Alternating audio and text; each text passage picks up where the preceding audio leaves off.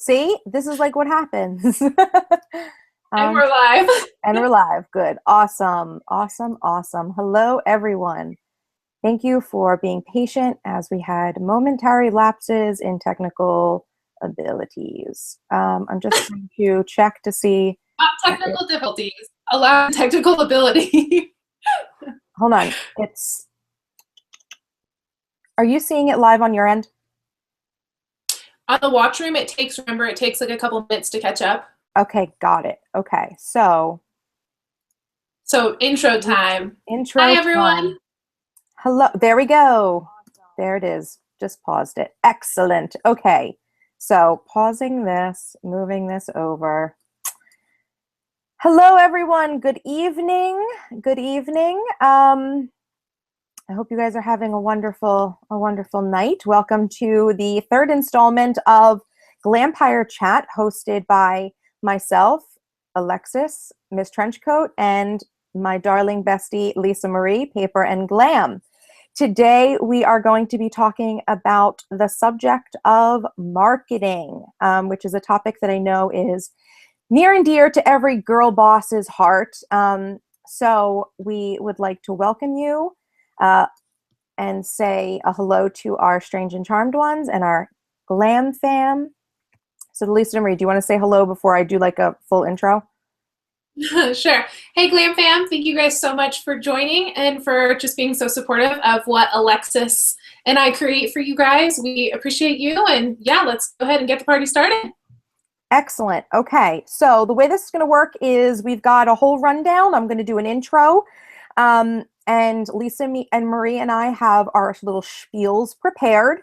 And then we will be going to questions that have been asked from our community and social media, and we'll be taking questions live. So if you could share your question, hold your questions until later in case we get a lot of questions coming in. We just want to make sure we're taking them at the appropriate time.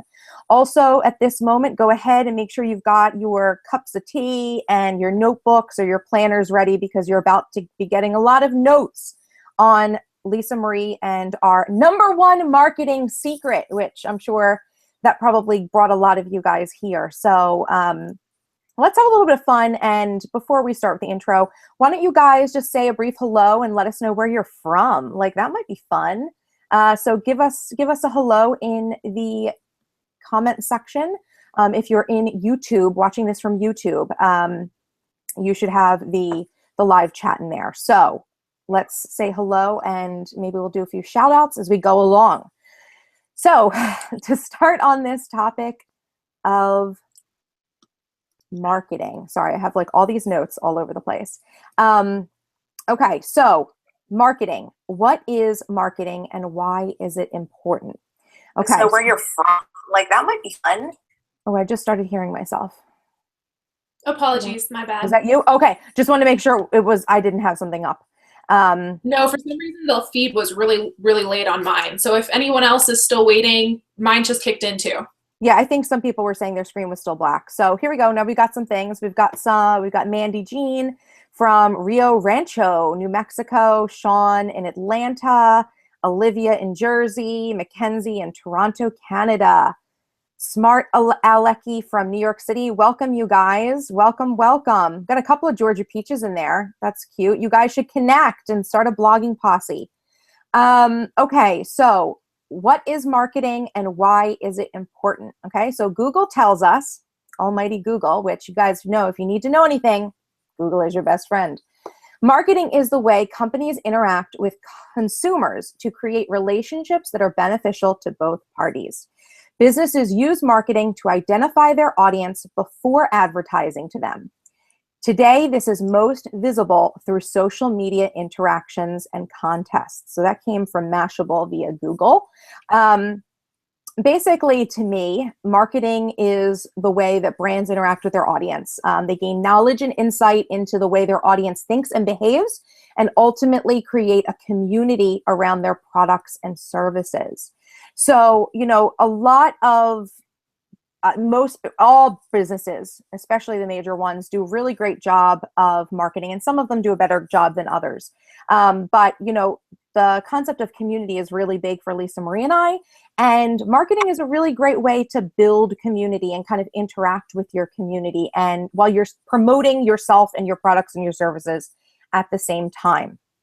So I did mention in there that a little bit of social media, and I'm going to have a little bit of caveat in a moment, because we're going to be talking about social media today, but only through the context of marketing. So let's go ahead and really quickly talk about what marketing is not, so that we're kind of being clear, because I think a lot of times people get marketing confused with another popular term, advertising. Okay, so advertising is a component of marketing where you're bringing in the help of outside establishments to promote your brand or products or services. So an example of that would be you put an advertisement in the newspaper for your business. You're relying on the newspaper's existing audience to promote your product. Whereas in marketing, it's overall, it's more the business, the company in and of itself, that's doing the promoting and the interacting. So it's much more direct, which is why it's much more community driven, at least specifically in the way that Lisa Marie and I do it. So like we said, we're going to be talking today about our #1 marketing secret. And we're also going to be giving you guys our marketing strategies, more or less, the way that we view marketing and how we use marketing across of our different platforms. And we're going to be talking a little bit about how we use social media. Now, I just want to be clear that we think that we might do another video dedicated to social media overall. So today we're just going to be talking about social media in terms of how you use it for marketing, and how that kind of interacts, not really the grander scheme of social media as a whole. So, Lisa Marie, anything to add to that outline of mine, the intro of mine? No, I think that was good. And I just want to reiterate, sometimes marketing gets a dirty word, it becomes a dirty word because we're all spammed to the hilt, right? We can't even go on anywhere without seeing spam. You can't drive down the road, you can't watch TV, listen to music if you're using like Pandora or Spotify without, a premium version. No matter where we are, we're constantly being bombarded with advertising and or marketing. So sometimes marketing can feel like this kind of big, scary beast. Like you really want to do it well because you don't want to be that person. And I personally really struggle with self-promotion. It's really hard to promote yourself. But the reality is, you can have the best product, you can have the best invention, the most helpful or inspiring product, but if no one, or say you don't have a shop, say you just are writing a blog, or you've created something, whether that's a product or a brand, you're not anywhere if no one knows you exist. People have to know you exist. Gone are the days when you could just start and people would find you. That's not the reality. And I think sometimes when we talk about people think that you can just start a blog and magically people will start reading, and the internet and the market is just so saturated. That's not true anymore. Maybe it's true like at the dawn of the internet and the dawn of kind of content creation, but it's definitely true. Marketing is so important because if no one knows you exist, it's very difficult to have a business. And some of you have written us emails that say, I don't have a business, I don't have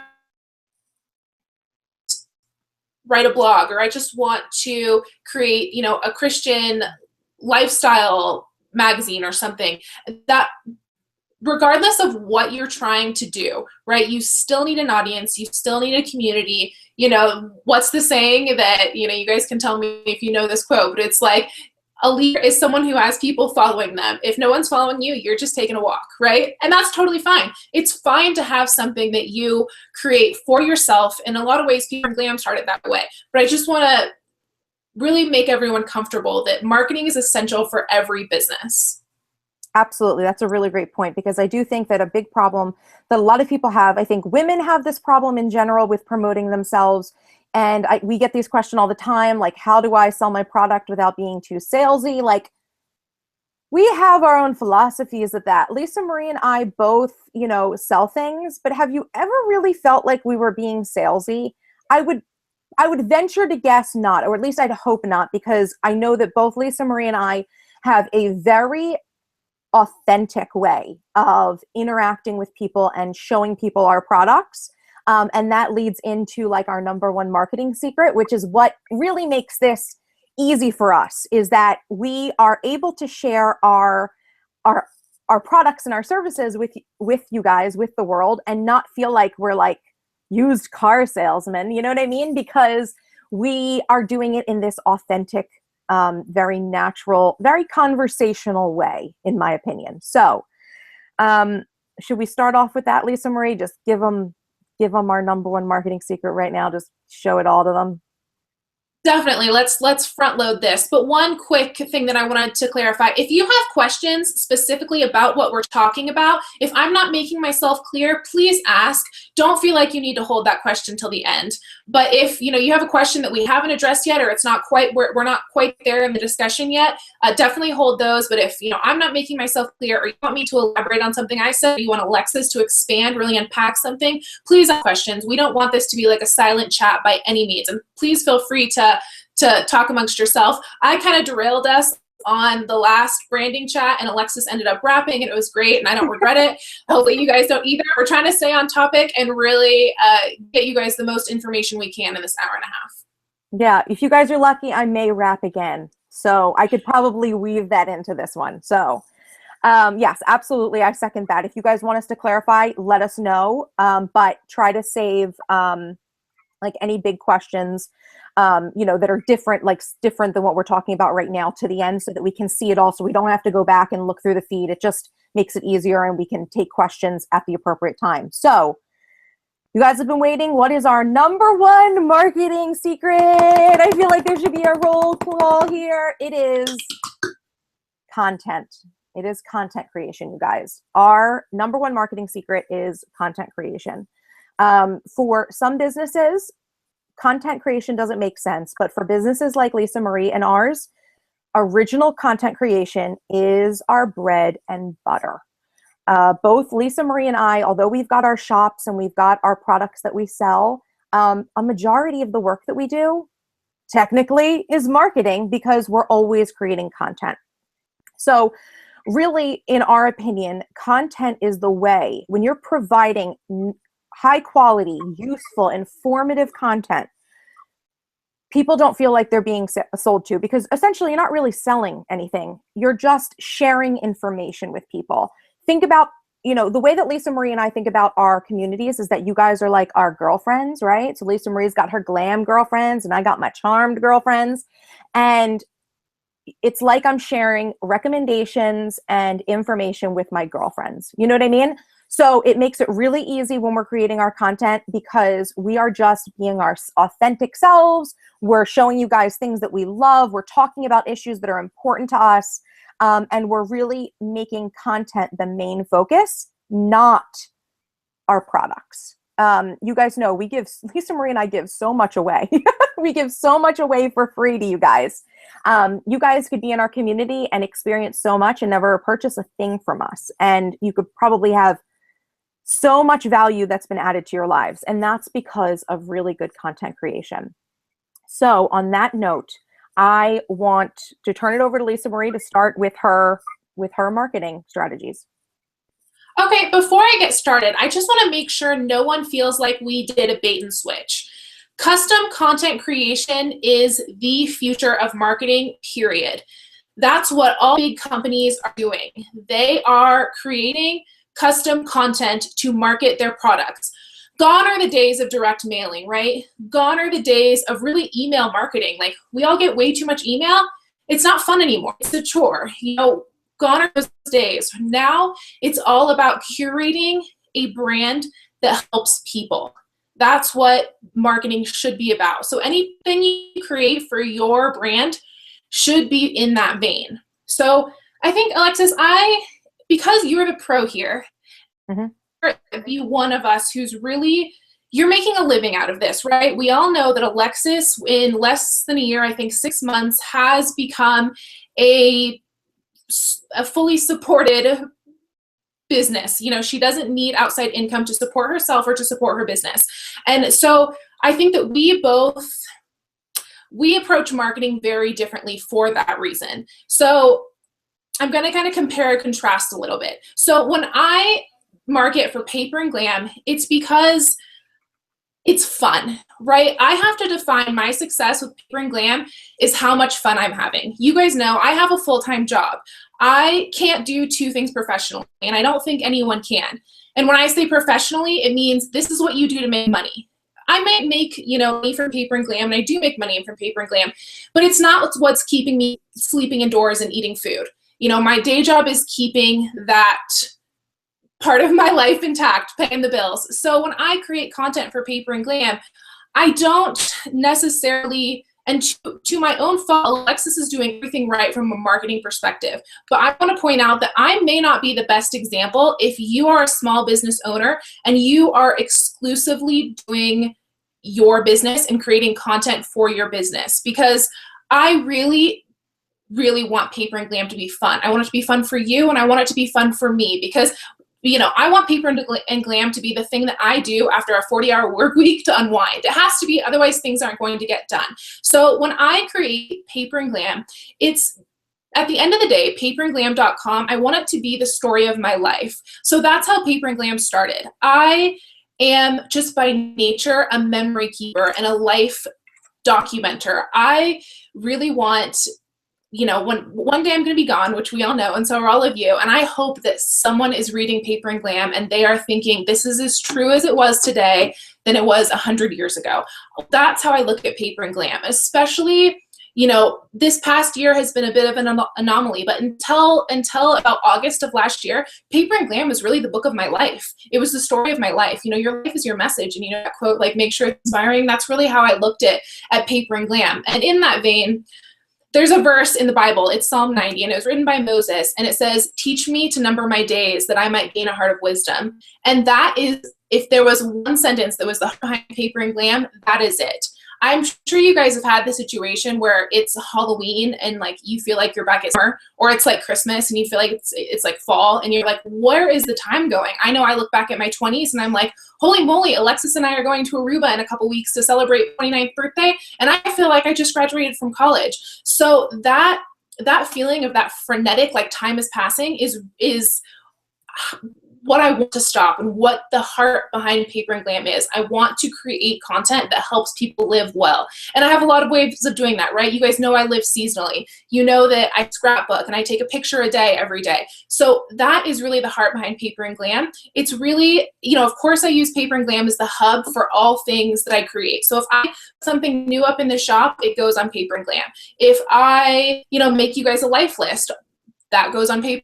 If I do a tutorial for YouTube, that also goes on Paper and Glam. So paperandglam.com is really the hub for most things I create. It's not everything, because I do create content for 3 separate channels, and as does Alexis, and those channels are paperandglam.com, YouTube, and Instagram, and we're going to unpack each of those one by one. But I just want to really just want you guys to understand that anytime you're creating content, you're marketing. And anytime you're marketing, you should be creating content. Your goal should be creating something that is inspiring and informative, at least one of the two, but preferably both. So that's how I look at marketing for Paper and Glam. You guys know I give a ton away, like Alexis said. I have more free things in my shop than I do paid things. I make, and I hope that it stays that way, and I don't plan to change that. I want Paper and Glam to be a fun place for you to get fresh inspiration every day. And if you're creating content that's helpful and that's uplifting and that is different and kind of rises above the noise,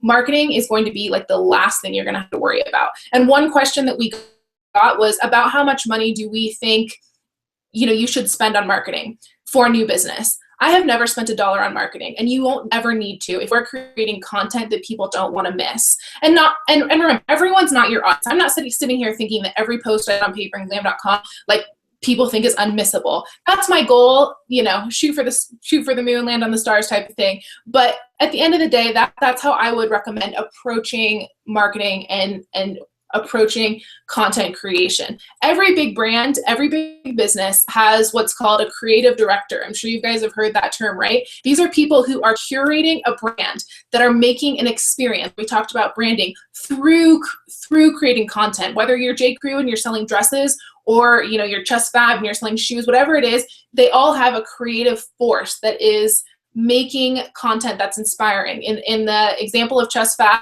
they do lookbooks and J. Crew does, blogs, and they have people that are creating content that really doesn't feel like marketing. Those are two brands that I know a lot of people are passionate about. So I want to make sure that everyone feels comfortable with the reality that content is marketing and marketing is content. And that's how I approach Glam. Awesome. Yes. Is it my turn now? Yes. Okay. Sorry. Just checking. I didn't know if you were like, I'm doing this and then I'm going to talk about something else. Okay, great. Okay. So I think really quickly before I jump into my marketing plan here, I got a question while we were talking, and this was one that was relevant to what we were saying. Apparently a mom asked, is your content, something like, is your content your product or service? And for me, no. My content is all of the things that you see on my blog and on YouTube.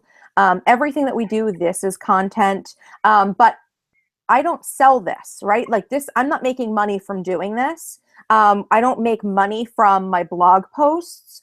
We do make money off of YouTube because YouTube has that ad revenue kind of built in, but it's not like a full-time income.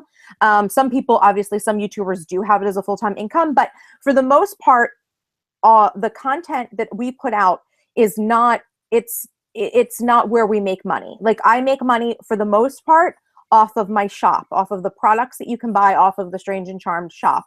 That's where all my income comes in, or like a vast majority of it. So our content, like my actual content, the stuff that I'm showing you guys, an Instagram photo, a blog post, no, that's not my product or service. It goes along with it, and I think that it adds to the experience of my brand, but that's marketing. Like that's me marketing myself.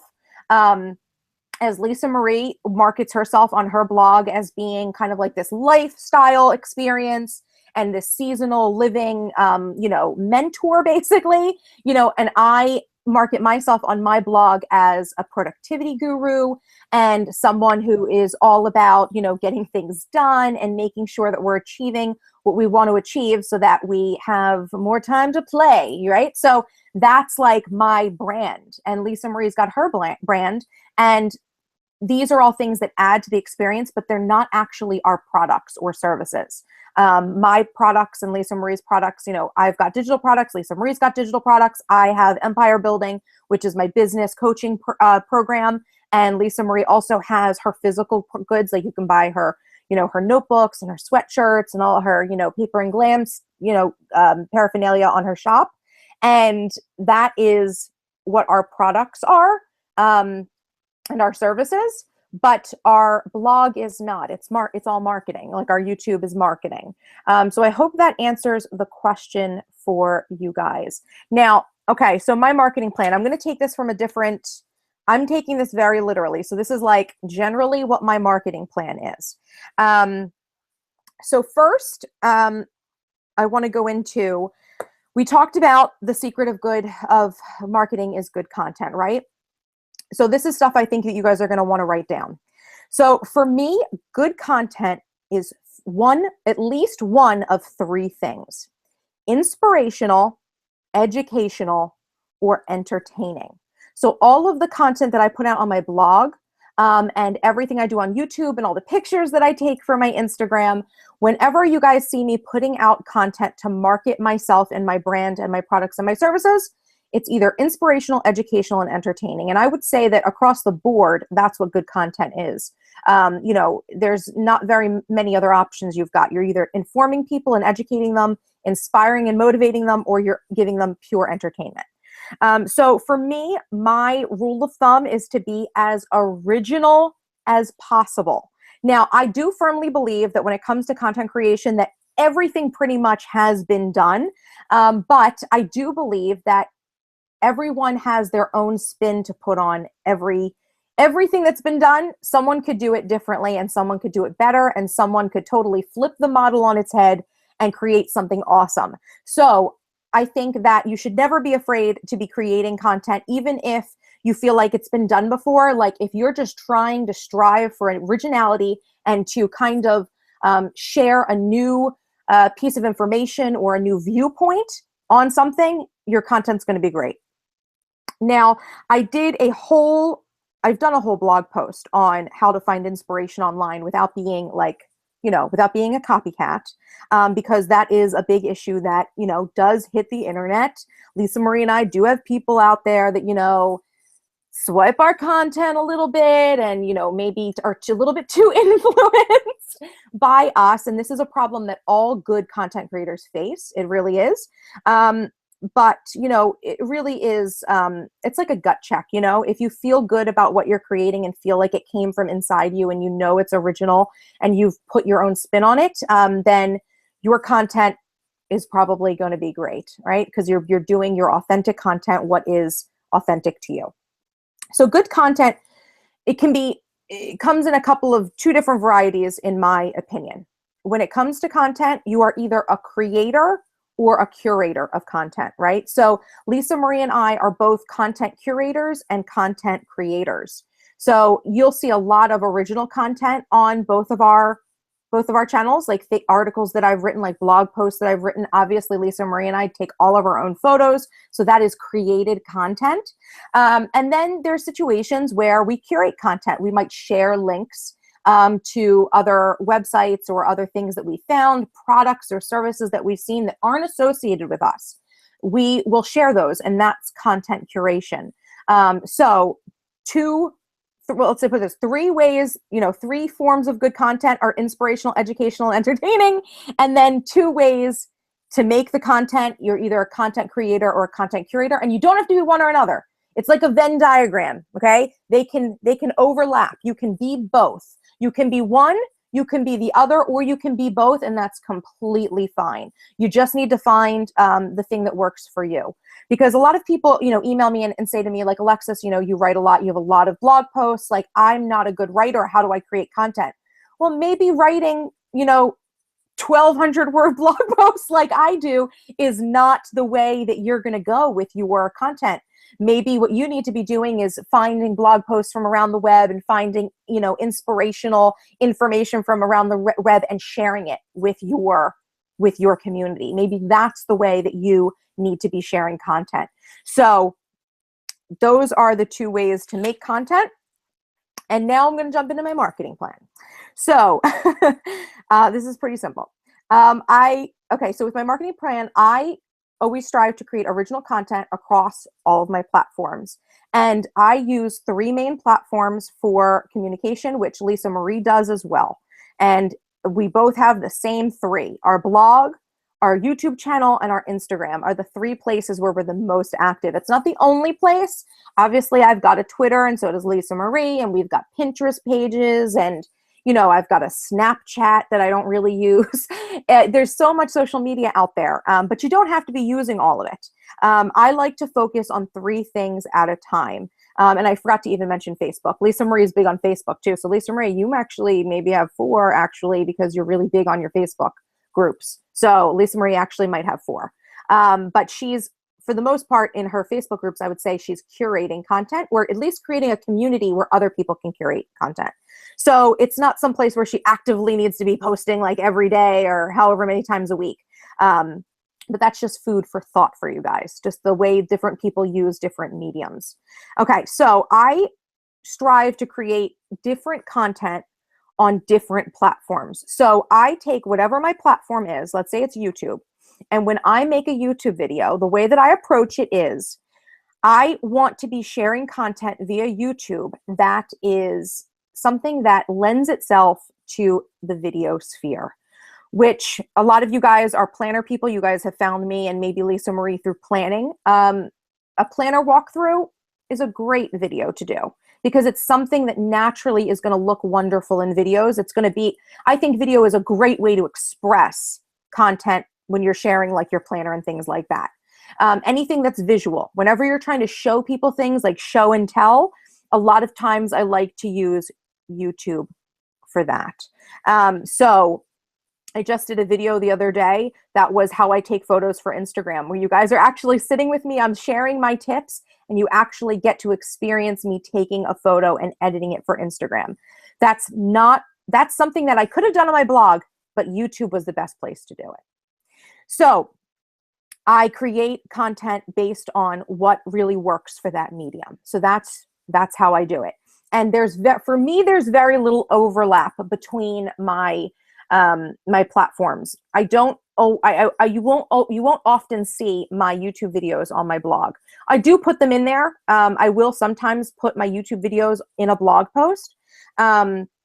Because perhaps I have something additional to share. Like the other day when we did the happiness video, I made the bookmarks, the free bookmarks that I put up on my blog, because this was something that, I wasn't going to be able to upload the bookmarks to YouTube. So I put it on my blog. It was something additional that I was adding to the conversation from YouTube.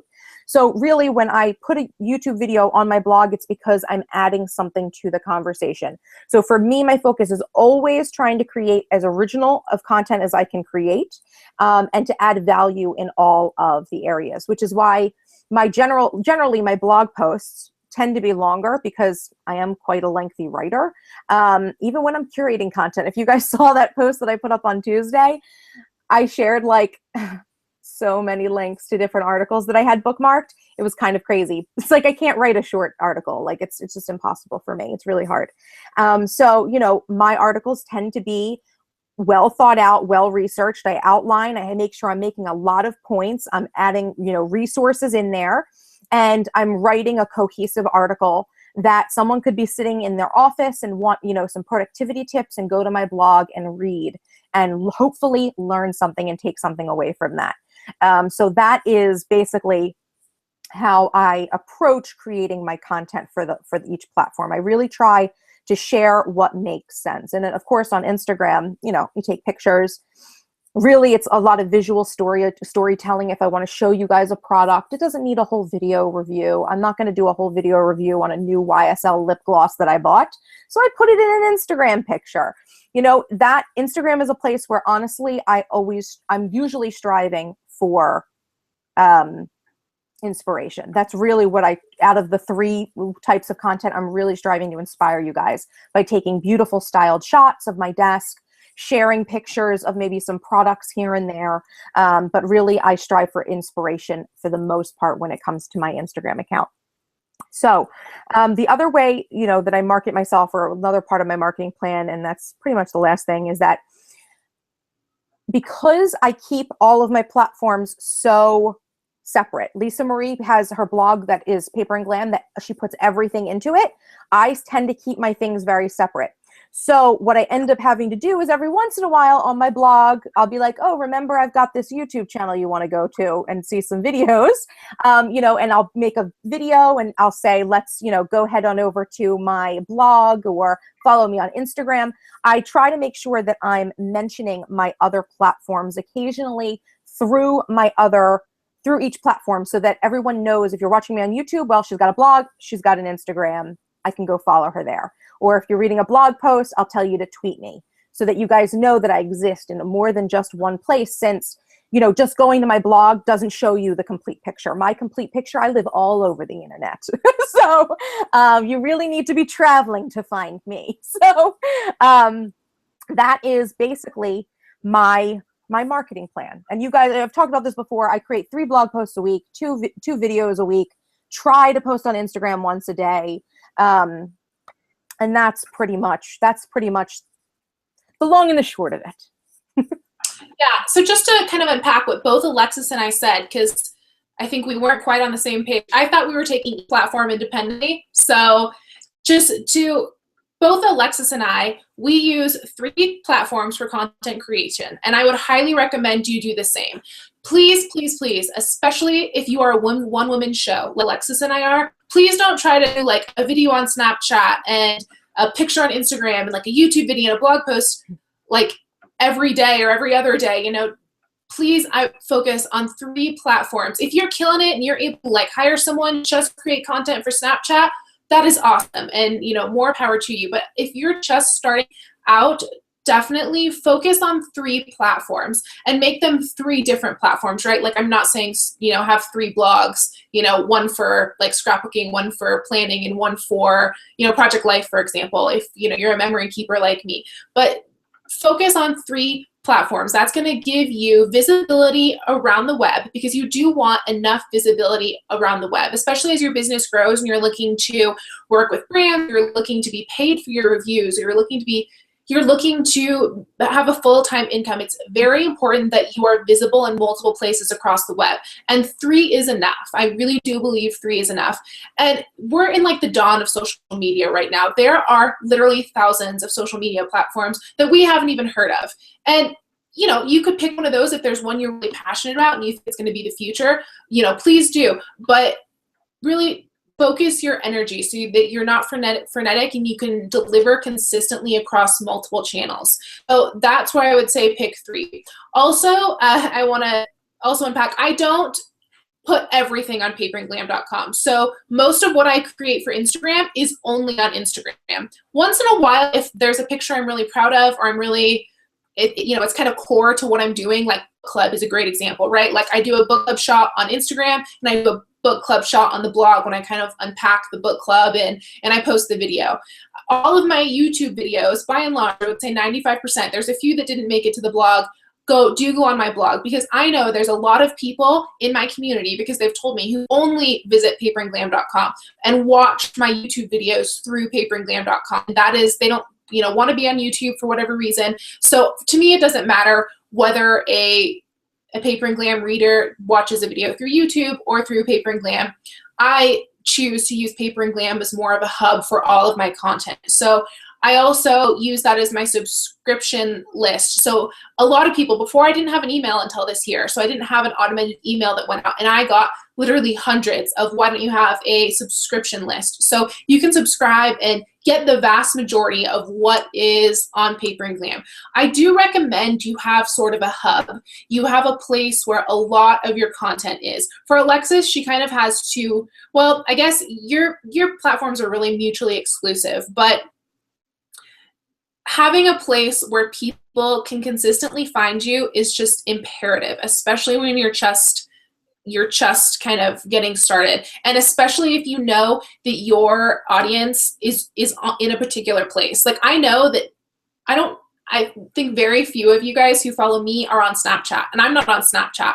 I think that it's really cool and it would be a great platform, but I know that there's a lot of people who create content specifically for Snapchat, for example, and I've seen feedback in their communities that say, you know, please don't just put this on Snapchat. I really want to see it, but I don't, you know, I'm not on Snapchat. I hear that all the time with Instagram. So I do try to make Paper and Glam a hub, but you never want to be putting consistently the same content across platforms, because it doesn't give anyone incentive to follow you on multiple places. And then also that's not really an authentic way of marketing yourself across the internet. That's just kind of reposting the same type of information. So Instagram, I have the same philosophy as Alexis. I try to do about 5 shots a week, so about 1 a day. It's kind of like the gym. I shoot for all the days and I land on 5, winning, right? So about a picture a day on Instagram. YouTube, I only do a video a week. And please do what you can sustain. There are no rules. Whatever is sustainable for you, start there, and then you can always grow. And then paperandglam.com, I try to do 3 posts. It's been a kind of a busy June already, and we have so much going on in June. I think last week I posted 5 times, and this is much to my discredit. The week before that, I only posted twice, I think. I was traveling for work and it was super busy. So, you know, I wouldn't recommend that. Definitely pick get into a rhythm of posting that you can sustain. And I struggle here, right? Like I work full time and I easily put in 30 hours a week on Paper and Glam. So, you know, I'm definitely still going through growing pains, and I'm not full-time pro. And if that's you, please don't feel like you need to, you know, like measure up to like Alexis's ability to churn out product and churn out content, in products, both. You know, just take it at your own pace, one day at a time, because this marketing thing and this content creation thing can get really overwhelming, and the worst thing you want to do is burn yourself out. That is absolutely the worst. And for what was once something you loved and you were passionate about to become a chore or a job. So that's kind of my spiel on content creating for Paper and Glam. Absolutely. And I think this is actually leads to a really good point, which is, and we've said this before, and I think you guys may know this, but I want to reiterate. Lisa Marie and I sometimes have different ways of doing things. And the truth of the matter is, there is no right way and there is no wrong way. It is whatever way is your way, like whatever way you want to do it. But I think that something you could pull out of this, right, is that, like with what Lisa Marie said, is that, you know, we focus on 3 because it's what's really like sustainable and it puts you in enough places so that people are seeing that you're visible and out there in the world. But if you can't start with 3, just start with 1 or 2. You don't have to do everything. You don't have to bite off more than you can chew. And really the big thing is with marketing is no matter how small you start, right? You just want to be consistent, right? So you never want to bite off too much and then are not able to consistently post. So maybe like one day you're like really energetic and like maybe for like a month you're like posting on your blog every day, and then you're posting on Instagram, you're posting on Snapchat, and you're making multiple videos a week. But then if you get burnt out, like it's not sustainable for you, that is a worse situation to be in than just starting with one platform and doing it really well. I mean, I know plenty of people who just do Instagram and they kill it on Instagram. And there's nothing wrong with the fact that they're not all over the internet. As they're ready to grow, as you're ready to grow, you can branch out. So really, this is really what works for you is really, we've always said this in all of our videos. I feel like we said it. You have to do what works for you. You know, for me, I don't, like Lisa Marie likes having the hub and that works for her. Having, you know, a hub right now is something that I've been thinking about doing with one of my platforms, but it's not something that I've ever really, I don't really feel concerned about it because I feel like everything flows into each other. If you go to my Instagram, you go to the bio, it sends you to my blog. My blog will send you to all of my social media and my YouTube. So it's not like I'm worried about people getting confused, really. And for me, it's much more important that I'm creating unique content for each of my platforms, because I got a question and I want to address it from apparently a mom, and I got to pull it back up because I think it was a little bit higher. She said, would you suggest not doing a video and a blog on the same content? I find a lot of things I have in mind can work for both and that my readers don't cross over to viewers and vice versa. This is an issue that I also had, apparently a mom. And this is one of the reasons why I keep my content different across platforms. And I gave you an answer already that said I would not suggest regurgitating info.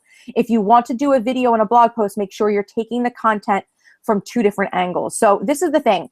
In my mind, the way I look at it is if I make a video and then I take the exact same content and take all detailed pictures and basically regurgitate the info that I said in the video and put it in a blog post, I have done myself a disservice because I'm not encouraging people to go to the other platform. I want the people on my blog to go to my YouTube. I want the people on YouTube who don't read my blog to go to my blog, and I want everyone to follow me on Instagram. So follow at MissTrenchcoat and Paper and Glam right now if you're not. I'm sure you guys all are. But if you're watching this and you're not a follower, go follow us. So that is my philosophy, is that I don't want to give people the opportunity to say, oh, I don't have to go to her blog. She posts all of her videos. All of her blog content is her videos, so I can just watch her videos. I never want them to say that. Same thing with the people who read my blog. I never want them to be like, oh, I don't have to go to her YouTube. I can watch her videos in here. And that's a little bit of a different situation because it's embedded. But really, I want to make sure that my people who are following me in one place check me out everywhere else. So I make sure I add something different. So if you're doing a blog post like if I was doing a video and a blog post on a planner topic, I always make sure to add more content, or like the situation with the happiness planner, I had something else to share with you guys that worked for the blog. So it meant that if you wanted that thing that I showed you that was my freebie, you had to go to my blog. You had to. And I want you to look at it and check it out and read the stuff and get hooked, because that's my marketing plan. My marketing plan is to make sure you guys are hooked everywhere. It's like drug dealers. They give you a little bit for free so they get you hooked. I want you to be hooked on my content. And that is the way that I do it. And there was another question as well that I saw. Oh, well, while you're finding it, yeah. I do kind of want to jump in here because we have different philosophies, because we have different businesses, different business models, Alexis and I. So Alexis's content is very heavy informational. She can write a 1,200 word blog post in like an hour. She can also do a video, you know, and some things, like one of the comments said, can go either way. Now, for my content, for example, home tours, there is no substitute for a video home tour, right? I can take the most beautiful styled shots, the most pinnable images you have ever seen, but there is no substitute for literally walking through my home with, sorry, it's raining really hard, guys. It's like pounding on my office here. You know, there's no substitute for walking through with a camera and giving you that experience. So I think that there are times when you can get two different experiences from the same content. So my last home tour was a spring home tour, and I'll do a summer home tour, and you guys know I'm really big into living seasonally if you follow me. So every season I do a home tour, and I shoot as beautifully styled pictures as I can. My goal is to make it like an editorial spread. Like, I want you to feel like you're looking at Architectural Digest or House Beautiful or Domino now that it's back, you know? So to me, there are times when it's okay to have overlap. I don't recommend, like Alexis said, to have consistent overlap, with the exception, like I mentioned, of the YouTube video, because to me, that's just a matter of display, right? Like, whether you watch it on my blog or you watch it on YouTube, you're still watching a video I created. It's still, you know, the views are still accumulating. That's just a display issue. And I know a lot of people, like I mentioned before, only follow on one platform. So for me, I do want there to be a hub. And again, this is where we have a little bit of a different philosophy. I am, at the end of the day, more concerned with building the story of my life through paperandglam.com for me to look back at, for, you know, people who, you know, many of you who have moved across the country. I have friends from home who go to Paper and Glam like every day to see, you know, what I'm up to. So there's really kind of a very fine line between my business and my blog, which is really the story of my life. So at the end of the day, if, you know, someone never visits my YouTube and subscribes because they always watch my videos inside paperandglam.com, that is fine with me. You know, that's really not a big priority. To kind of my fault, I don't focus very much on numbers. At the end of the day, Paper and Glam is fun. And whatever you're doing, whether you want it to be your full-time income or, you know, a side hustle, it really has to stay fun. So please I don't want, you know, one of the questions we got, and Alexis, I don't know if you had planned to address this, but it was on metrics. So I won't kind of dive into it now, but I don't want you guys to be so concerned about, you know, oh, I have to create this kind of content for this platform and this kind of content for this platform. So, you know, there can't be any overlap because I want people on all, you know, to follow me across the web. That can be a double-edged sword, because I know, I'm not going to use an example, but there's this, or a live example, but, you know, there's a few brands that I think make awesome content, but it is literally so overwhelming that I cannot digest it. They post like a YouTube video a day, and obviously they aren't one-woman shows. They post a YouTube video a day, and they post like 6 Instagram pictures a day, and they post, you know, stuff on Facebook, and I'm trying to think, and they do like blog posts, and there's all this like downloadable stuff, and clearly they have a team of people behind them, and that's,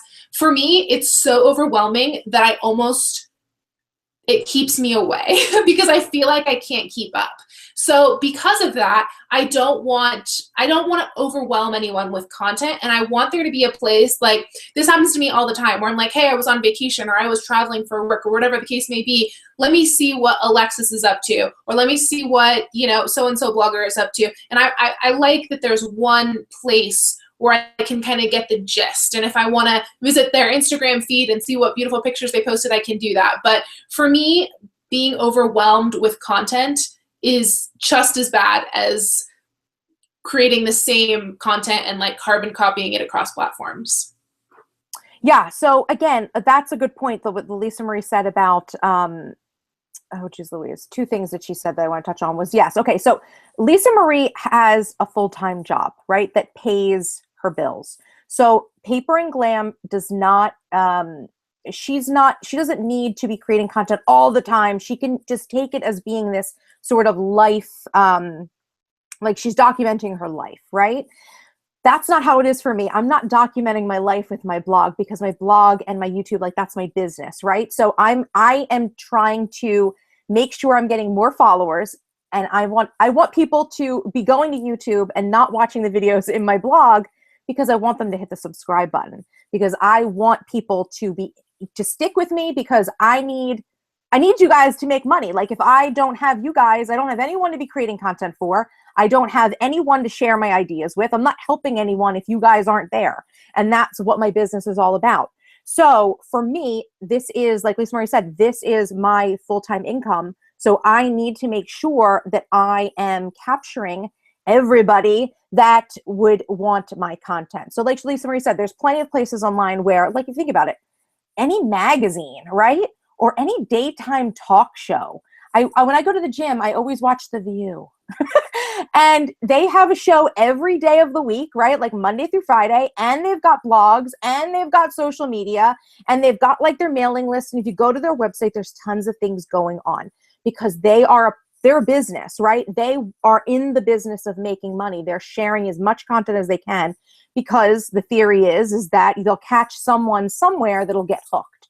So that is very similar for what I need to do.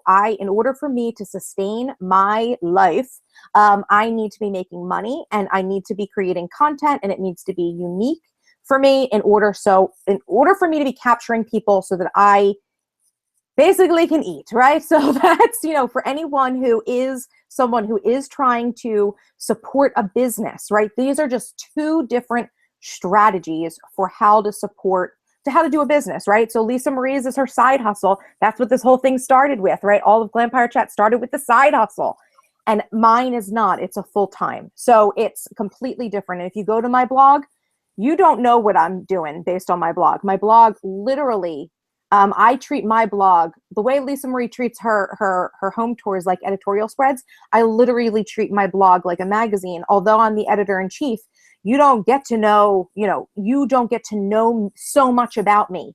I do share bits and pieces, but in order to get if you want to know more about Alexis's life, you need to be following her everywhere, because I leave like a little trail of breadcrumbs that you guys have to pick up.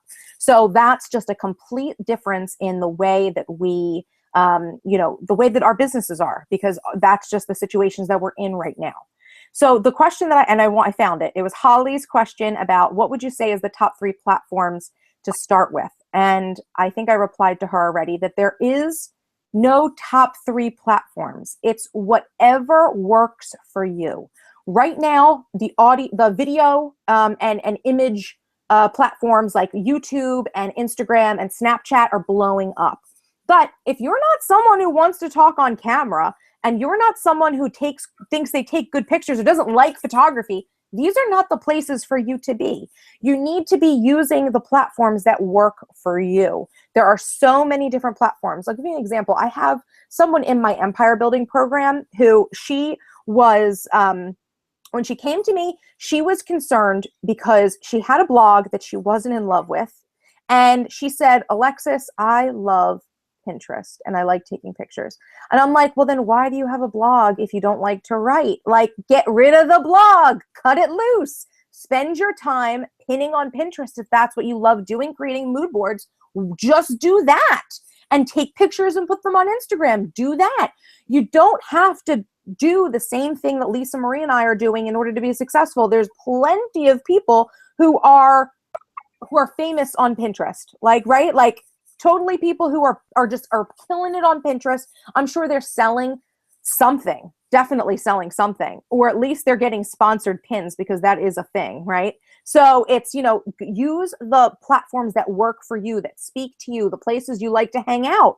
You shouldn't be following what other people are doing. You need to be following what you want to do, what plays to your strengths. If you're a good writer, then you blog, I guess. If you're good in front of the camera, make videos. If you like taking pictures, go on Instagram. If you like mood boards, Pinterest. If you like little 140 character, playing with words, go to Twitter. There is something for everyone in social media. You don't have to, there is no top 3. There is nothing that's necessarily better than others. Right now, they're just all growing at a different rate, but they're all popular. They're all important, and they're all valid, and they're all places where you can legitimately be building a business, whatever your business and your strategy is. So yeah, that was the question. Yep. Okay. I just want to jump in. It is just because you may be into photography, please don't feel like you must be on Instagram or you must be on Pinterest. It is totally legitimate to have a photography blog. I have a lot of friends who have photography blogs, and some of them, for example, are wedding photographers or portrait photographers, and they use their blogs to showcase their work. So please don't feel like you have to be a writer to be a blogger, because I don't think that's true. My blog, so when I first started Paper and Glam, I thought I was going to be a writer. I really focused on Christian lifestyle writing because that is the season that I was in. I was going through a 20-something crisis, which I know some of you have, read that, and it's really resonated with you. And I was living from a very raw place, which is where I love to write. I don't like to write because I have information to convey. And Alexis loves to write. She has information to convey. These are two different styles of writing. I love to write, but I don't love to write because I have to write.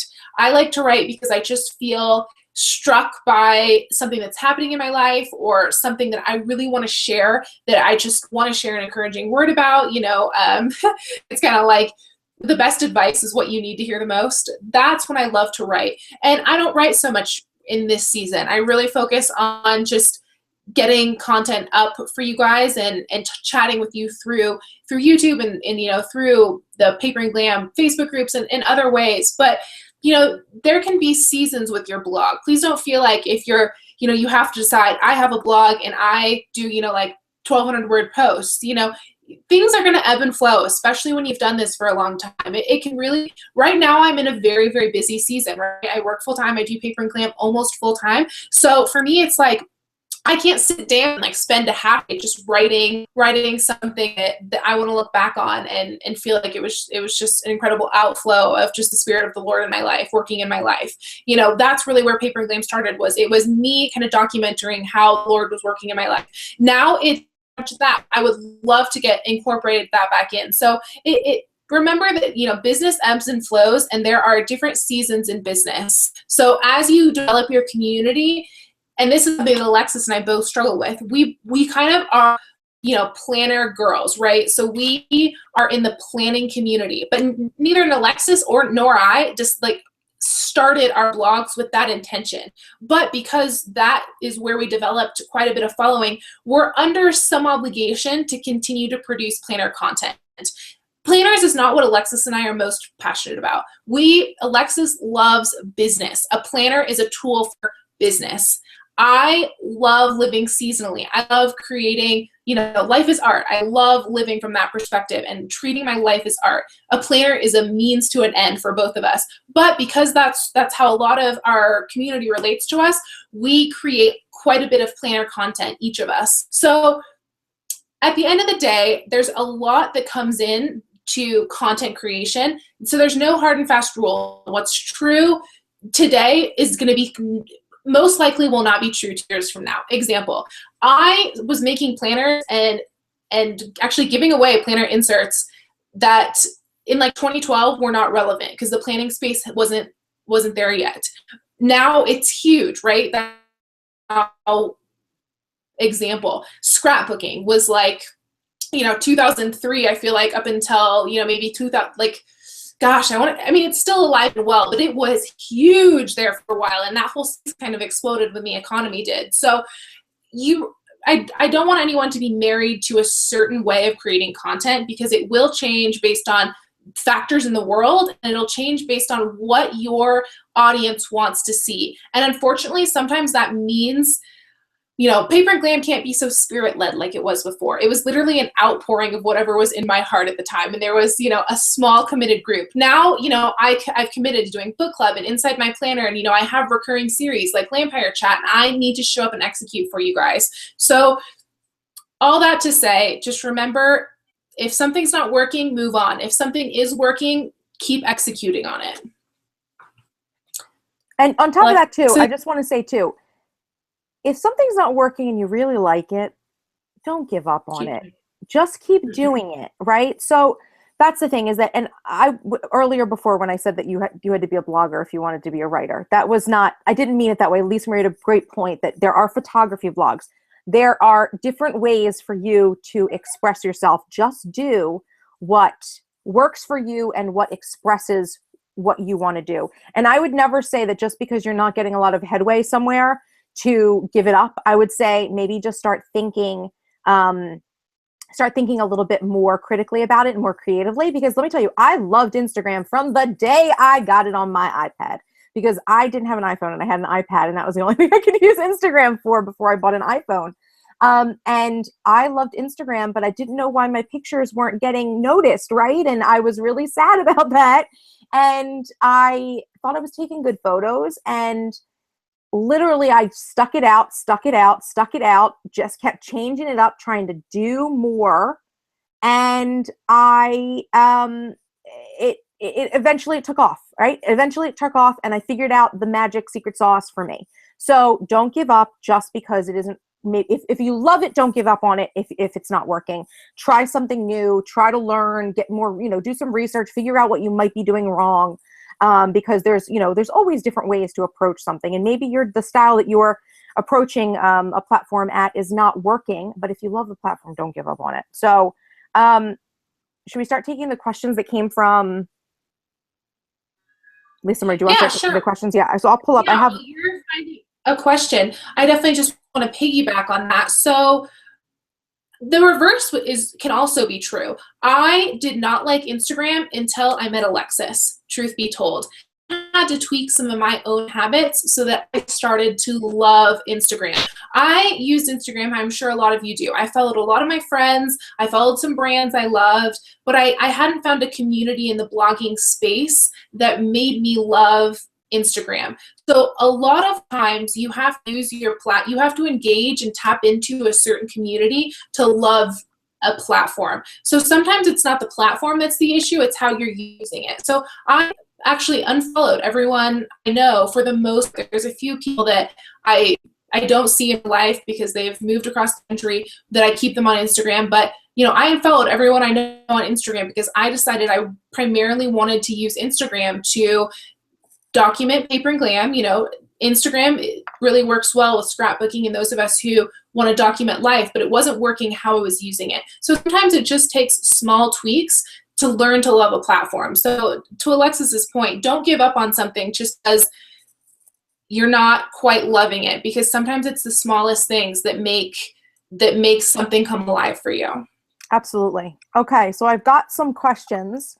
And I'm going to start with one that was actually asked in here. I pulled my lipsticks out because I know you guys, a bunch of you want to know what I was wearing on my lips.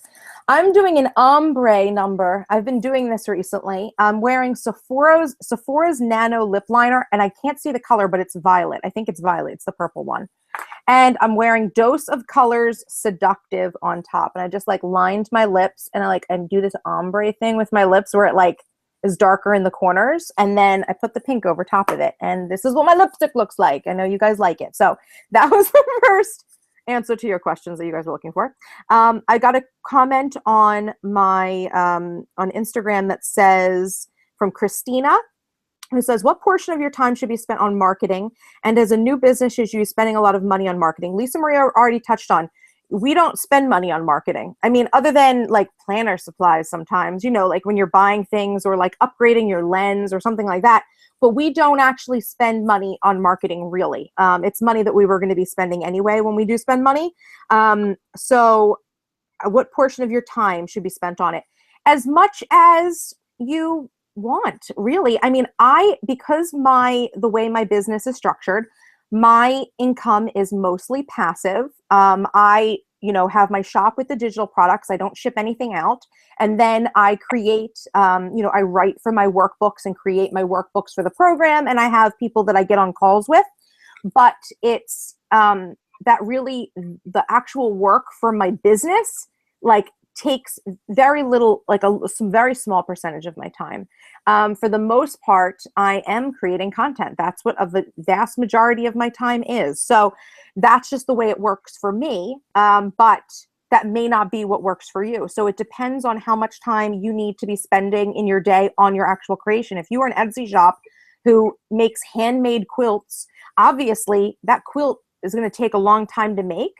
So you may have less time to dedicate to the marketing of that quilt. So you might just want to be really smart about the way that you market and try to just do some like, guerrilla marketing, where it's just like wham, bam, because you have to spend your time on your handmade item. So it really just depends on what your business is, what you're trying to achieve, how much time works for you.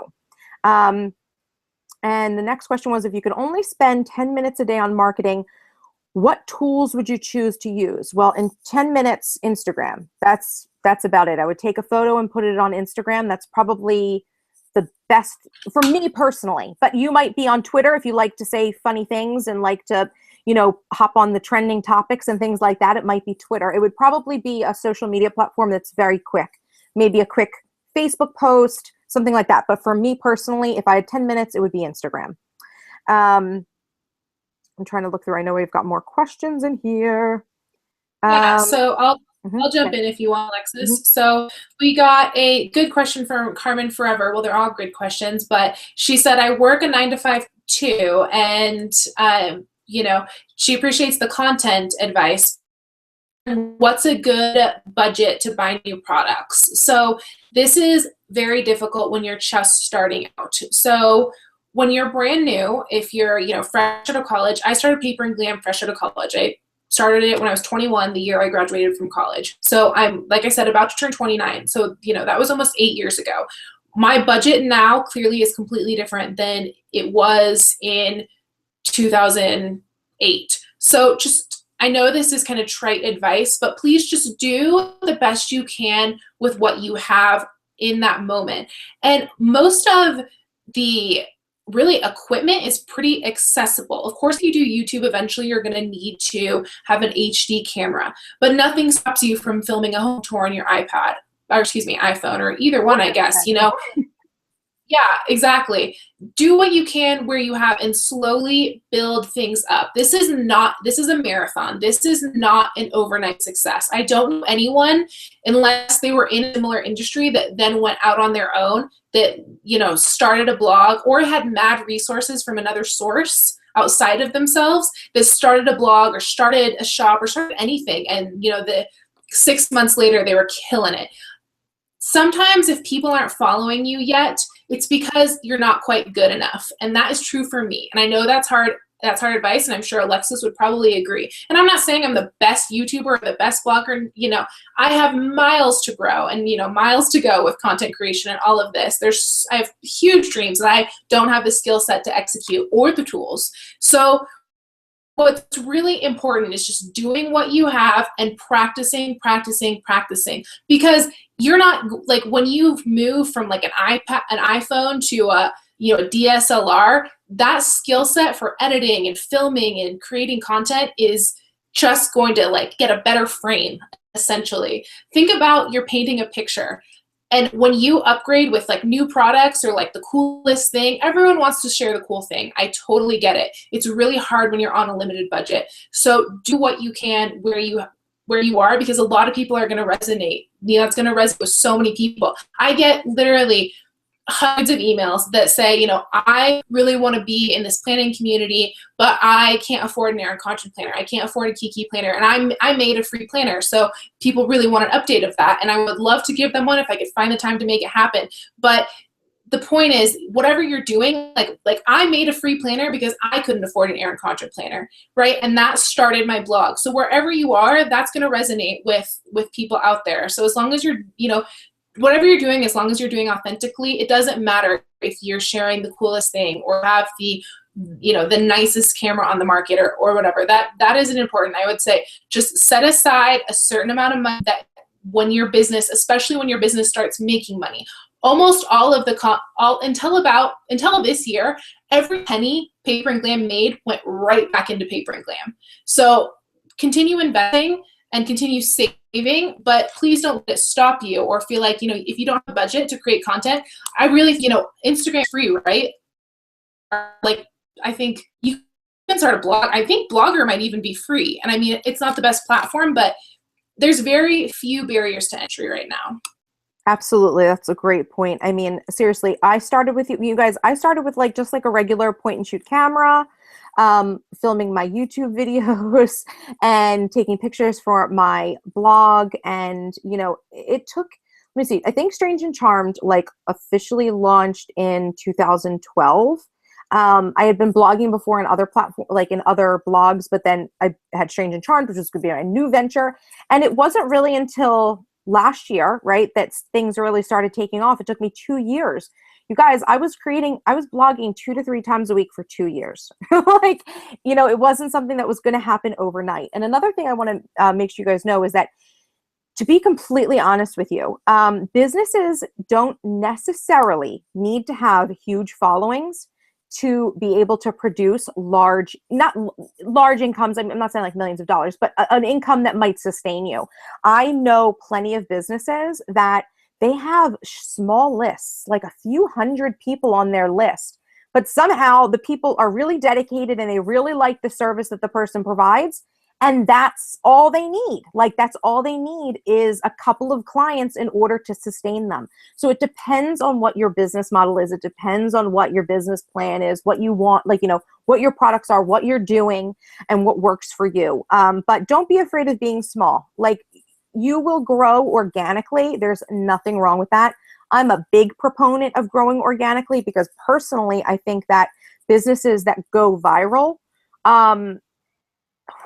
you shoot to the top real fast and you fall and you burn in a fiery crash is a lot of times what ends up happening because they can't keep up.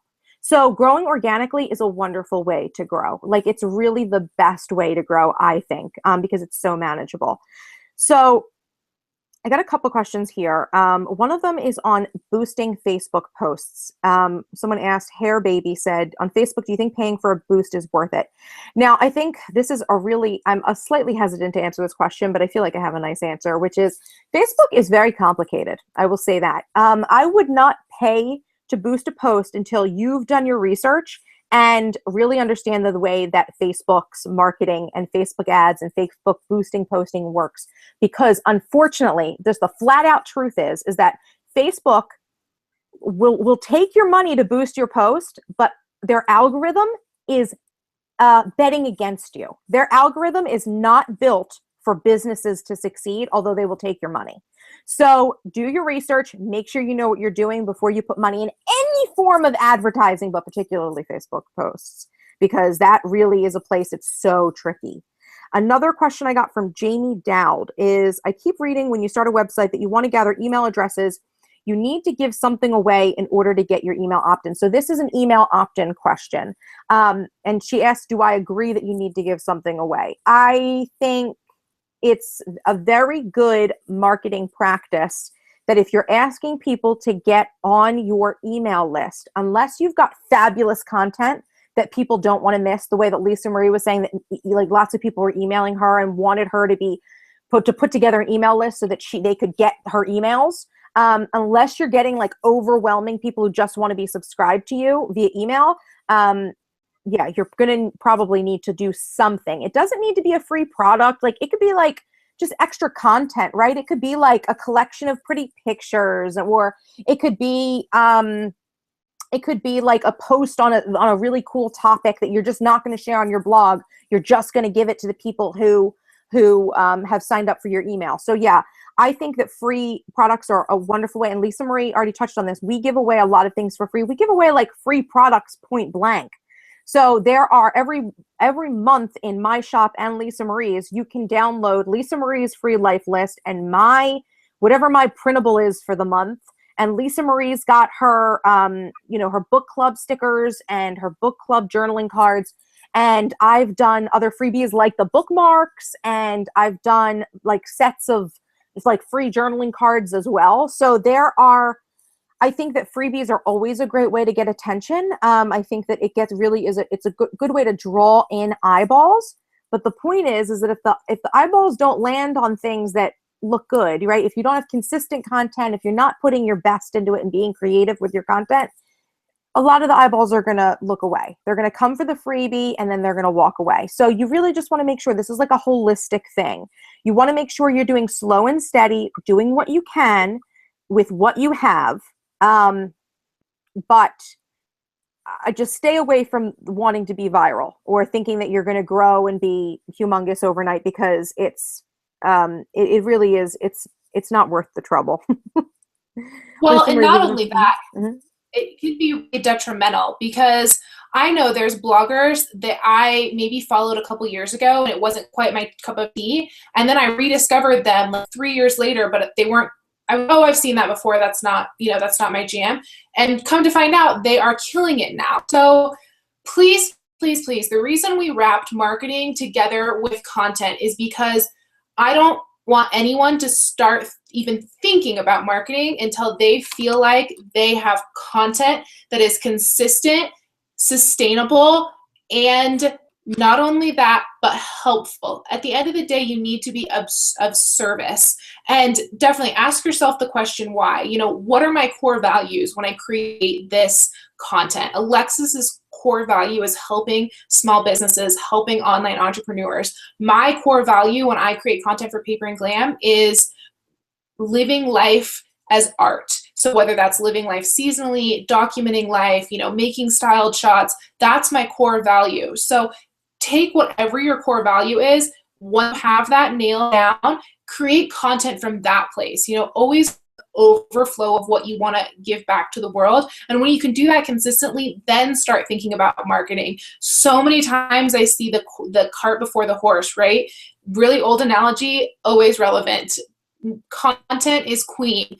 Queen, queen, queen. Make sure, like in chess where you have your queen and like the queen can do anything on the chessboard, that is your content. Marketing might be king, but content is queen. You have to have, the queen behind the scenes.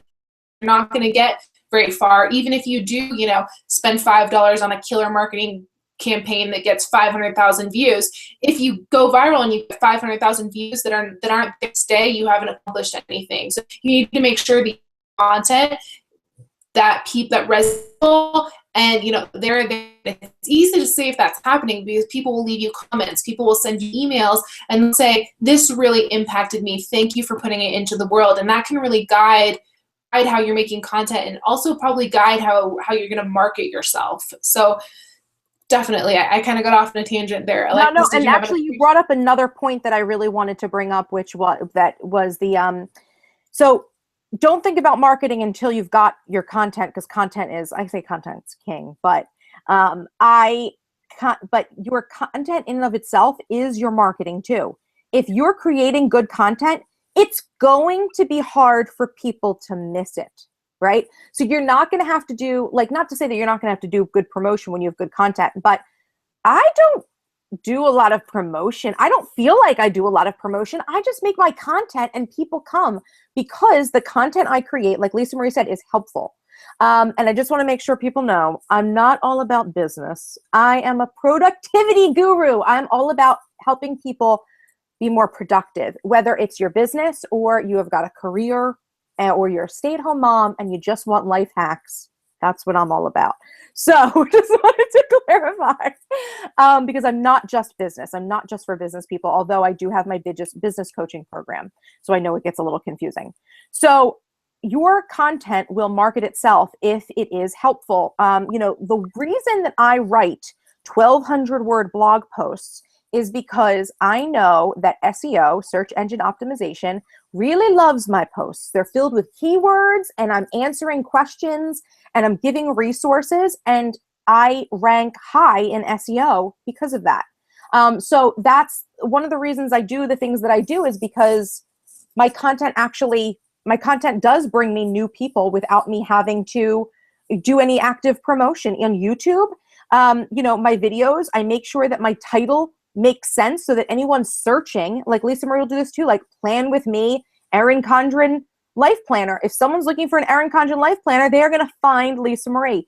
If you search ways to personalize a file fax, you will find me. That's what ends up happening because I've created the content that draws the eyeballs to me. So your content really is it can be your entire marketing plan, just having good content. So focus on your content, really work at it. Practice makes perfect. You don't have to be a success overnight. You can grow slowly, and that's the best way to do it. So I hope that answers that. Did we have any other questions? I know we want to get to that analytics one. Yeah. And just to round that out, your content will do the walking. Your marketing will do the walking. Prime example, right? Pinterest. So many people find Alexis and I from Pinterest, and we do nothing but update our blogs, right? And people pin those images, and then other people repin them, and it's like, you know, it goes out into the world. So that's how social media is, right? Links are the currency of our time. So really, I know it's really lofty, like, oh, your content will like market itself, and it's as simple as that. But it really is. If you put yourself out there consistently and consistently deliver the same quality content, you will develop a community, and they will want to tell everyone about you. You know, it'll be grassroots. They'll want to tell their mom and their sister and their boyfriend and their husband and their brother. You know, they'll word of mouth. I get tons of emails say, you know, my daughter, my mom, and I all watch your videos. So I've got like 3 generations, you know, watching videos together, and that's awesome. So it sounds really lofty, especially when you're just getting started, but I promise you the content will drive your traffic at the end of the day. Absolutely. And going along with that, people wanting to share your stuff, when you write a blog post, like this happens to me all the time. I know it happens to Lisa Marie. When we write a blog post or do a YouTube video that solves a big problem for someone, the first thing that person normally does is puts it on their Facebook page and says, I just watched this awesome video. It helped me figure out how to do this. If you're looking to do this too, here you go. And you want to know why? Because people love to be viewed as an expert themselves. People love when they can give people advice. Like you sitting there, whoever you are out there on the internet, you probably love it when you can give someone advice and it's helpful to them, because it feels good when we can help other people. So if by sharing my great content helps you help your neighbor with a productivity dilemma that they're in, it's a win for me and it's a win for you. So this is really, content does speak for itself. That was it. Do you want me to go into the analytics thing? Yeah, sure. I was on mute just because I was typing, so yeah, you no know, problem. I wasn't sure. I just wasn't sure. They're quiet for a while, and I was like, I'm not going to keep talking. Absolutely. I think, yeah, let's get into that analytics question, because I think it's a great question. So someone had asked on Instagram about analytics. It was Jeanette asked about how we track what works and what doesn't work when we are trying new marketing strategies and analytics and things like that.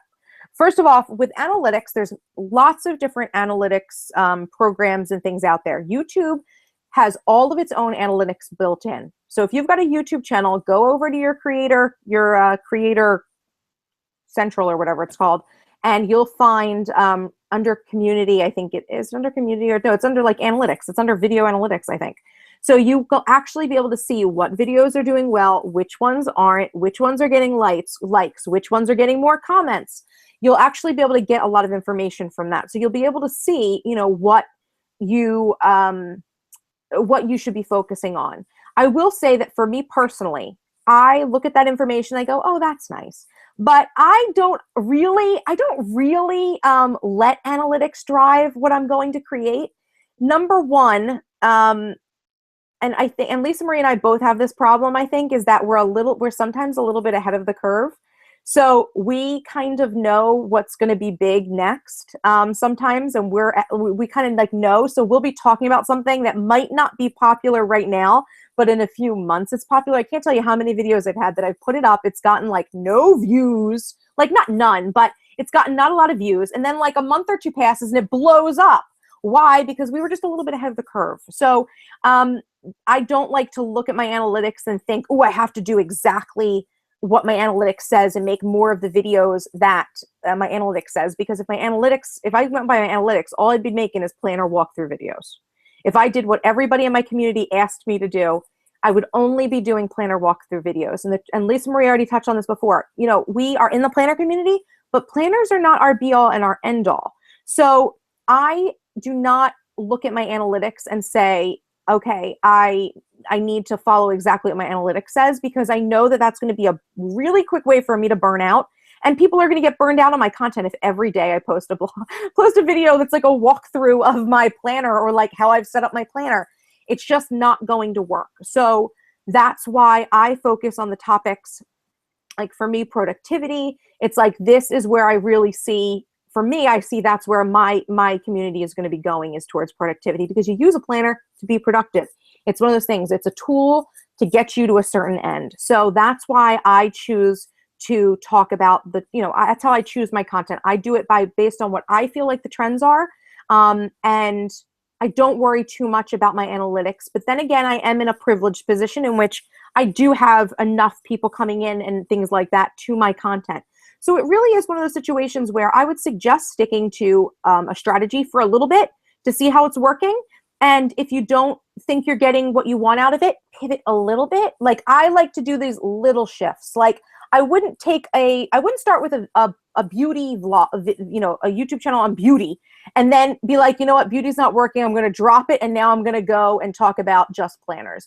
And if that doesn't work, then drop it, and I'm just going to be talking about cooking or something like that. So I would make sure you stick with it and just do slight pivots to see what people want, if that's what you're trying to do, is gain an audience. But at the end of the day, I think you need to be making your content for yourself personally. That you need to be loving your content yourself. And I have to say that I've had so many videos where it wasn't a popular video. I'm like, this was my awesomest video ever. Like, I thought it was great. Like, I loved it. And maybe I'm just ahead of the curve. That's it. Like, maybe that's it.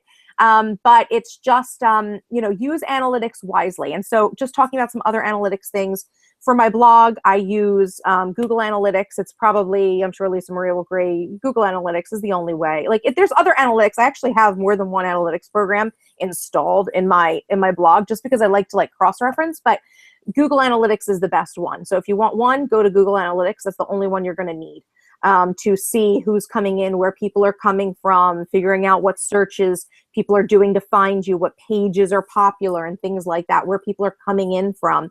Analytics like that are one of the things, like Lisa Marie said, we get a majority of my blog traffic comes from Pinterest.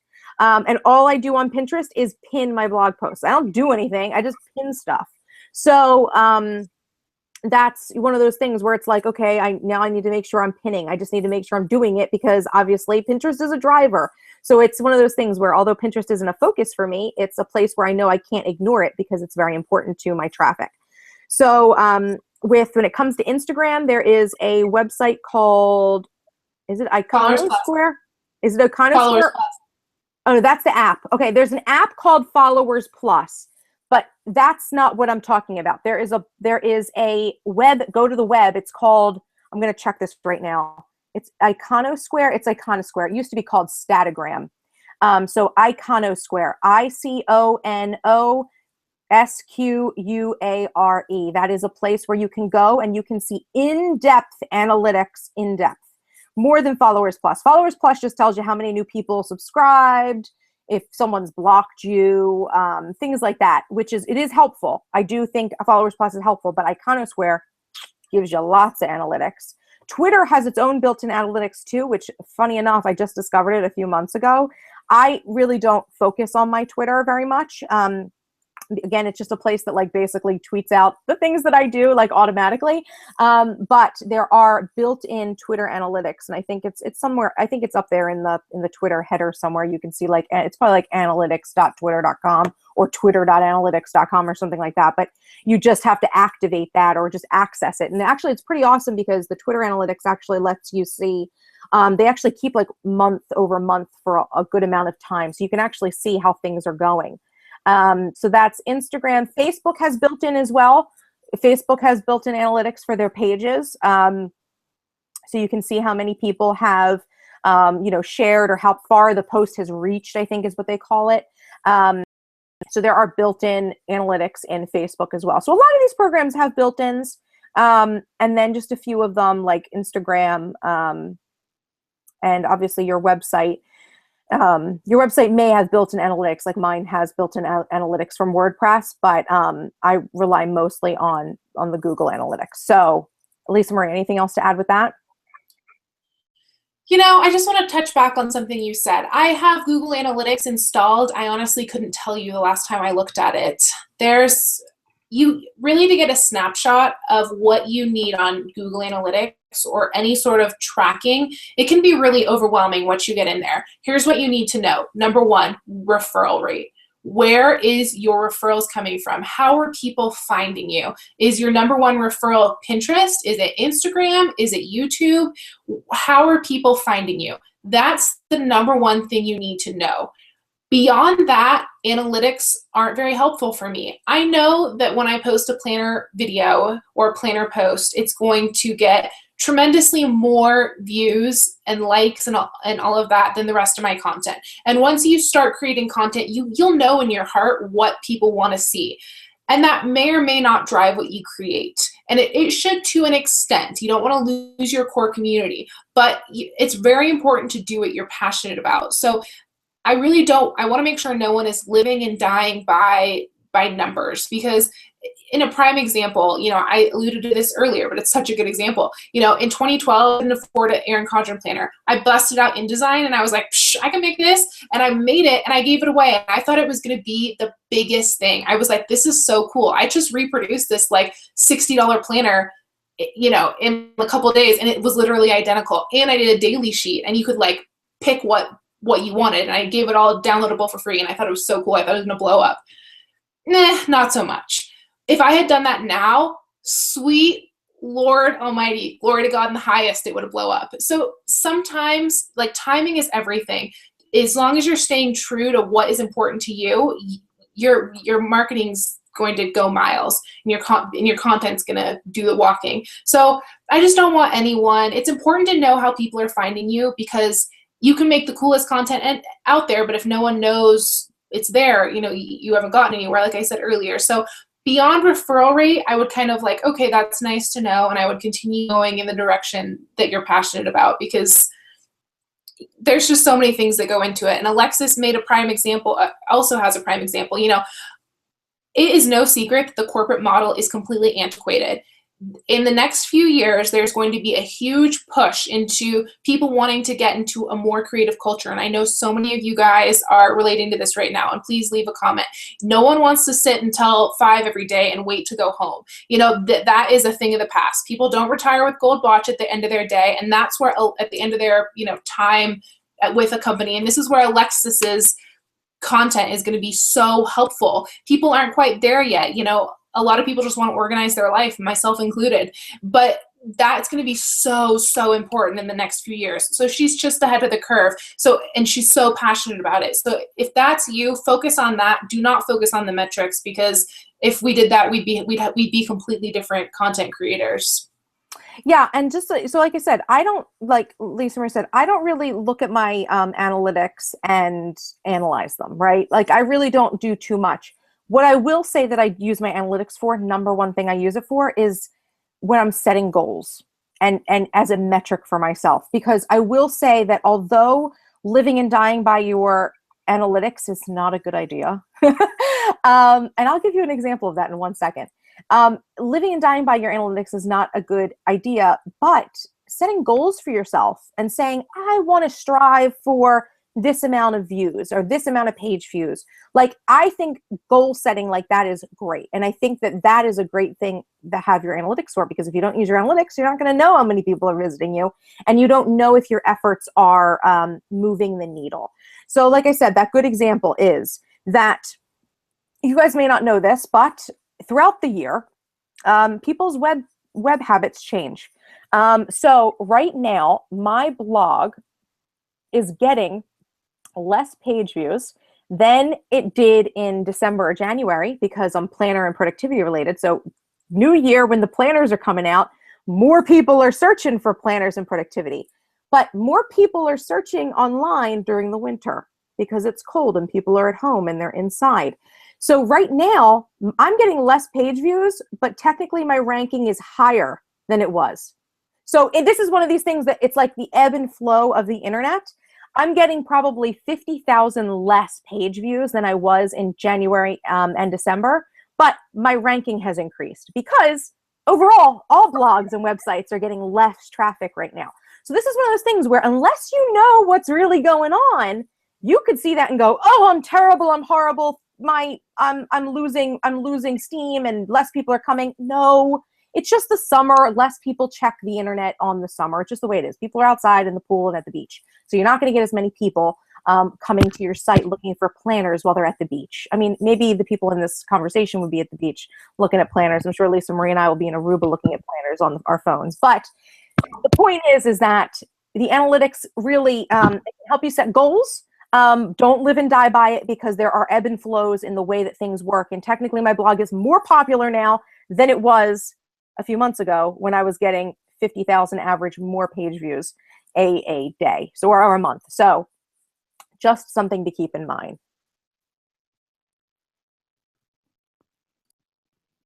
So is that about it? Was there any other questions that you guys had from, and Lisa Marie, can you hear me? Yeah. Sorry. Is my audio? Yeah. Can you hear me? Is my audio being funny? No, I can hear you. Okay, sorry. I'm hearing something in my end, so I didn't know what it was. Okay. It must just be my headphones. Yeah, there's some really specific questions, but nothing that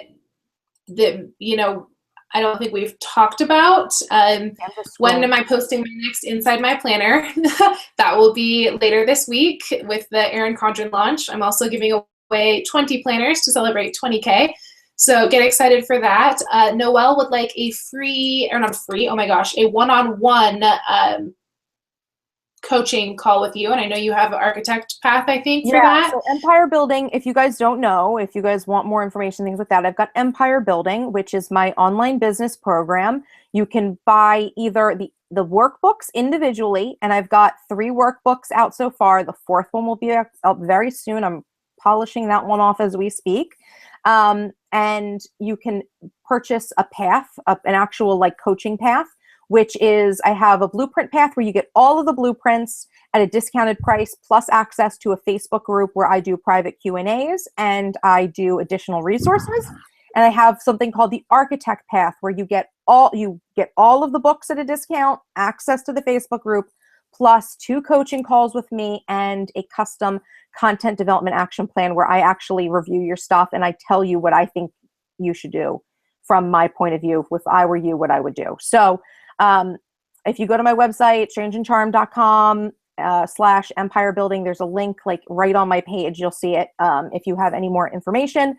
And the 2 paths are actually on sale right now. So if you go over to my shop and see them, they're actually on sale. Yeah, that's how you guys can work with me if you guys have any more questions. We got one last question, and I don't think we're going to have time to address it, but I do kind of want to at least set it up. And that is, we know that there's a huge ebb and flow with the internet. A great example is in retail. There's a rule of thumb in retail where if you don't make enough to survive the whole year in the holidays, you won't make it, right? That's one we're all really familiar with. You pretty much have to be able to cover all of your expenses from Thanksgiving to Christmas, or it's a wrap. And that's why we have so much marketing, like it's before Halloween and we start seeing Christmas stuff, right? And that's why. So there are things that are important for online businesses too, that really do help drive traffic. And Alexis and I are really kind of tag teaming this, and we've learned a lot of things about, we both saw huge spikes in our shop, like the beginning of spring. And that's like something we're going to need to remember. And maybe next year we'll have a spring sale or something to that effect. So that's something that Alexis and I are really still unpacking. There are things that, we can do, and you'll see that's why a lot of vloggers do like Vlogmas. It's because people are home and it's cold out and it's Christmas and it's like internet palooza. That's why you see so much Vlogmas stuff, because it's worth it for the view count and for the visibility that you get from it. And the summer goes down. I'm sure you guys have seen beauty bloggers do like makeup mayhem, and there's a lot of stuff that people do to kind of help with traffic during the summer, because there is that lull. And retailers see that too, because people are paying for vacations and stuff like that. So I don't know that we're almost at a place where we can do a full GlampireChat on it, because this is our first year in business for both of us. So we're trying to understand what the seasonal shifts are, because I think it's going to be really important, especially for those who are like Alexis, who this is their full-time bread and butter, because if you have a huge drought in views or income, you need to plan for that and kind of counteract it. So that was a great question. What was the actual question though? I didn't see it. I'm sorry. The question was, Alexis, do you have things that you do during the summer to help drive traffic? Oh, okay. Gotcha. Yeah. Okay. So that was good. You handled it. I mean, at this point, no. I really don't, other than just trying to kill it and just do some fun stuff. But luckily for me, although the shop has only been going since October, I've seen that although I did have a spike in spring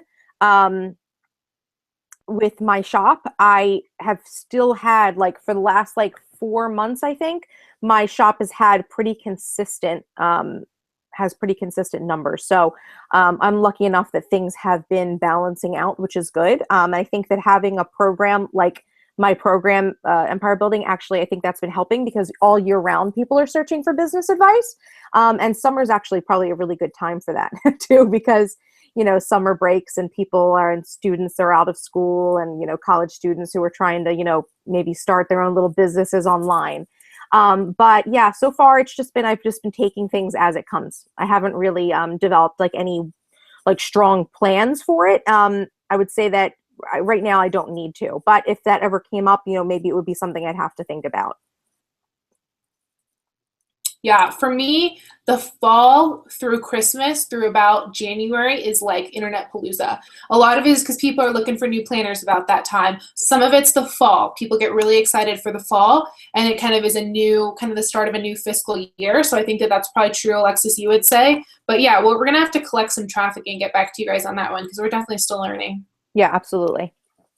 So I think we've gone almost 2 hours. I can't believe it. I know, that was quick. So if no one has any more questions, then we are going to hit the hay now because it's almost 11 where I am. So thank you guys so much for joining. I hope that you guys got something out of this or learned a tip or two that you didn't know before. Absolutely make sure you are shooting us any pictures you have from tonight or any Glampire inspired stuff that you guys want us to see on Instagram or Twitter. And the next Glampire Chat, again, these Glampire Chats are the first Wednesday of the month at 9 p.m. So mark your calendars for whatever day that is in July. So and let us know what you want to talk about next, because we don't have a plan yet. Yep. And we need one. It'll be here before you know it.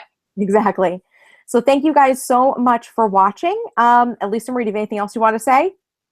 No, thank you guys so much for hanging with us. Okay, you guys. So we will see you guys later. And yeah, make sure you're following us on all social media and are checking out our blogs and YouTube and all that jazz. And we will see you in the next chat.